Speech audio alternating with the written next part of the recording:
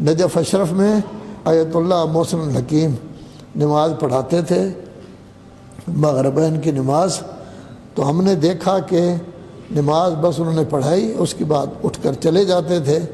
سپاہی ایک تھانے دار تھا، وہ ان کی خدمت میں حاضر ہوتا، جو کھڑا ہوتا تھا ویسے کھڑا ہوتا تھا. اس زمانے میں گارڈ وغیرہ کی ضرورت نہیں ہوتی تھی، امن و امان تھا، ویسے کھڑا ہوتا تھا. جب وہ ملتا تھا تو ٹوپی اتار کے ملتا تھا.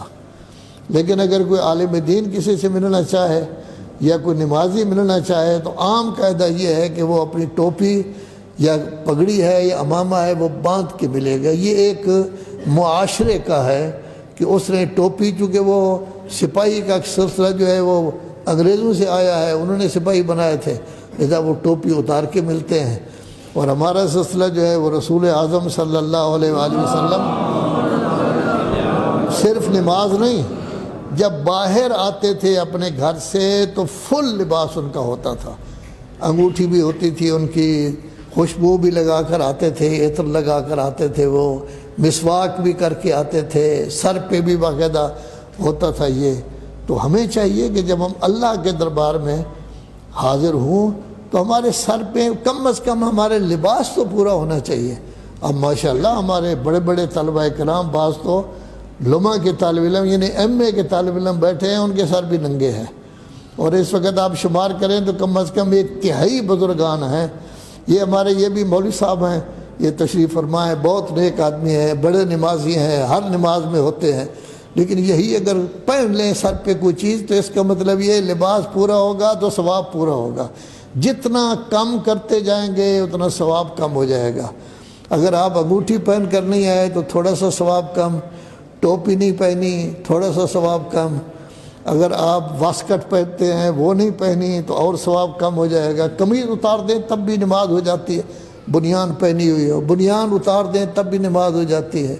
جانگیہ پہن لیں، کچھا کہیں یا جانگیہ کہیں، وہ اگر پہن لیں تب بھی نماز ہو جاتی ہے، لیکن نماز کا کباڑا ہو جاتا ہے. بالکل آخری حصے کی نماز جو ہے وہ جیسے ہوتا ہے کہ گویا کہ مصیبت ہے، اس کو کسی صورت میں پورا کرنا ہے. لیکن پورا لباس ہوگا تو اس کا ثواب جو ہے وہ زیادہ ہوگا. کم از کم طلبہ کے لیے چاہیے، جب یہ اخلاقیات کی حدیثیں ندفی صاحب ان کو پڑھائیں گے تو اس میں لکھا ہوا ہوتا ہے کہ اگر کوئی آدمی سر ننگے پھرتا رہتا ہے اس کے لیے نماز پڑھانا مکروہ ہے. یعنی جب بھی وہ نماز پڑھائے گا ثواب کم ملے گا، کیونکہ یہ سر ننگے ہوتا ہے، اس کو خلاف مروت کہا گیا ہے. چلتے ہوئے کھانا اور سر ننگے ان دونوں کو اکٹھا کیا گیا ہے. چلتے ہوئے کھائے جیسے جانور کھاتے ہیں. آج کل تو ہمارے ہاں بھی رواج ہے نا، جو بڑے لوگ ہیں وہ کرسیاں نہیں رکھتے، کہتے ہیں چل پھر کر کھاؤ جیسے جانور. اور اسی کا تذکرہ مولا کائنات امیر المومنین علی ابن ابی طالب نے نہج البلاغہ میں کیا ہے کہ انسان ہو جانور کی طرح نہ ہو جاؤ کہ اگر وہ کھرلی پر بندھا ہوا ہو تو جو کچھ اس کے سامنے پڑا ہوا ہو وہ اپنے ساتھی جانور کا خیال نہیں کرتا، کھا جاتا ہے. اور چھڑے ہوئے جانوروں کی طرح بھی نہ ہو جاؤ کہ کسی کی کھیت آ جائے وہ منہ مار لیتا ہے.